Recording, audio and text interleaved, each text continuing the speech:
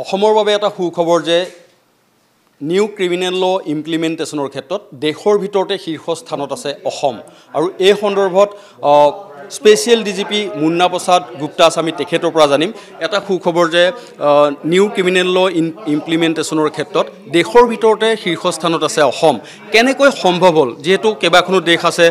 দেশৰ ভিতৰত ৰাজ্য আছে হাৰিয়ানা ইউপি এনে ধৰণৰ বহুত ষ্টেট আছে কিন্তু পাৰ্চেণ্টেজ ৱাইজ চাবলৈ গ'লে অসম শীৰ্ষত হয় আমি সকলোৱে জ্ঞাত যে 1 জুলাই 2024 তিনিখন নতুন আইন ভাৰতত লাগু হৈছিল আৰু আইপিসি সিআৰপিসি আৰু ইণ্ডিয়ান এভিডেন্স এক্ট যি কলোনিয়েল বহুত পুৰণি আইন আছিল সেইখিনিক জেগাত ভাৰতীয় ন্যায় সংহিতা ভাৰতীয় নাগৰিক সুৰক্ষা সংহিতা আৰু ভাৰতীয় সাক্ষ্য অধিনিয়ম এই তিনিখন আইন প্ৰৱৰ্তন কৰা হ'ল উদ্দেশ্য আছিল যে ৰাজ্যক আমি যাতে ভিক্টিম সেন্ট্ৰিক আৰু ফাষ্ট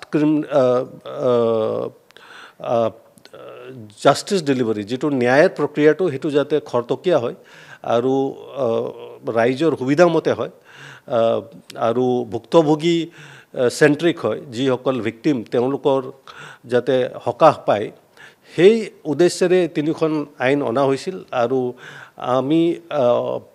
ভাৰতৰ গৃহ মন্ত্ৰালয়ে বিভিন্ন প্যাৰামিটাৰৰ ওপৰত সকলো ৰাজ্যৰ যেটো পাৰফৰমেন্স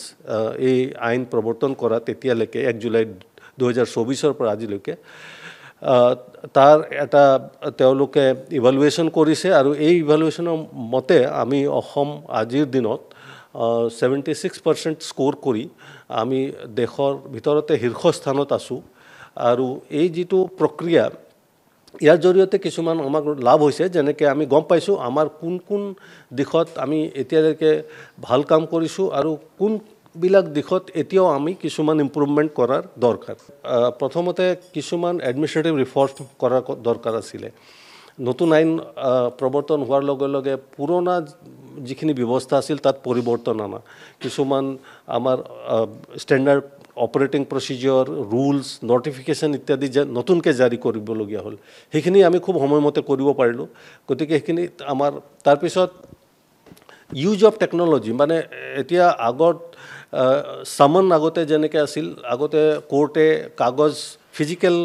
কাগজ এখনৰ সামন পঠিয়াই থানাত যায় থানাৰ কনষ্টেবলে সামন আকৌ প্ৰিন্ট কৰি হেতু মানুহৰ ঘৰত গৈ জাৰি কৰে কিন্তু এতিয়া ই সামন্সৰ ব্যৱস্থা কৰা হ'ল কোৰ্টৰ পৰা ই সামন্স ইলেক্ট্ৰনিকলি থানালে সামন্স আহি যায় কাগজ নাহে এটো তাৰ পিছত হে সামন্স এতিয়া আমি মোবাইল ফোনৰ যোগেদি যিজন সাক্ষী তেওঁৰ ওচৰলৈ পঠিয়াব পাৰো গতিকে আমি কিমান হে বিলাক বস্তু ইমপ্লিমেন্ট কৰিছো কিমান হে বিলাক বিষয়ৰ ওপৰত আমাক ইভালুৱেশ্যন কৰা হৈছে তাৰ পিছত আমি সময়মতে চাৰ্জশিট দাখিল কৰিছো নে নাই 60 কিছুমান কেছত আমি 60 দিনৰ ভিতৰত চাৰ্জশিট দাখিল কৰিব লাগে কিছুমান ক্ষেত্ৰত আমি 90 দিনৰ ভিতৰত চাৰ্জশিট দাখিল কৰিব লাগে গতিকে আমি সেই সময়ৰ ভিতৰত আমি চাৰ্জশিট দাখিল কৰিব পাৰিছো নে নাই গতিকে হেতু এটা প্যাৰামিটাৰ আছিল ইভালুৱেশ্যন কৰাৰ গতিকে বিভিন্ন ধৰণৰ তেনেকুৱা প্যাৰামিটাৰছ আছে সিসিটিএনএছত আমাৰ ডাটা এন্ট্ৰি আমি ভালমতে কৰিব পাৰিছো নে নাই তাৰ পিছত ফিংগাৰপ্ৰিন্ট যেনেকৈ আমাৰ কোনোবা অপৰাধী এৰেষ্ট হোৱাৰ পিছত তেওঁৰ ফিংগাৰপ্ৰিন্টটো ল'ব লাগে লৈ তাৰ এটা ডাটাবেছ ক্ৰিয়েট কৰা হয় যাতে ভৱিষ্যত কিবা ক্ৰাইম হ'লে সেই ডাটাবেছৰ পৰা আমি গতিকে আমি কিমান পাৰ্চেন্ট অপৰাধীৰ ফিংগাৰপ্ৰিন্ট লৈ আমি ডাটাবেছত দিছো ইত্যাদি বিভিন্ন প্যাৰামিটাৰৰ ওপৰত এই গোটেই ইভালুৱেশ্যনটো কৰা হৈছে ইয়াতে ৰাজ্য চৰকাৰৰ ডাঙৰ ৰোল আছে আৰু অসম পুলিচ যেতিয়া মই কৈছো মানে অসম পুলিচ আৰু ৰাজ্য চৰকাৰ গৃহ বিভাগ সম্পূৰ্ণৰূপে একেলগে কাম কৰিছে আৰু ৰাজ্য চৰকাৰৰ সহযোগিতাত আৰু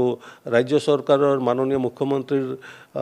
লিডাৰশ্বিপৰ আৰু তেখেতৰ সাপোৰ্টৰ আমি আগবাঢ়ি গৈছো আৰু হেমতে আমি আজি এই স্থানত উপনীত হ'ব পাৰিছো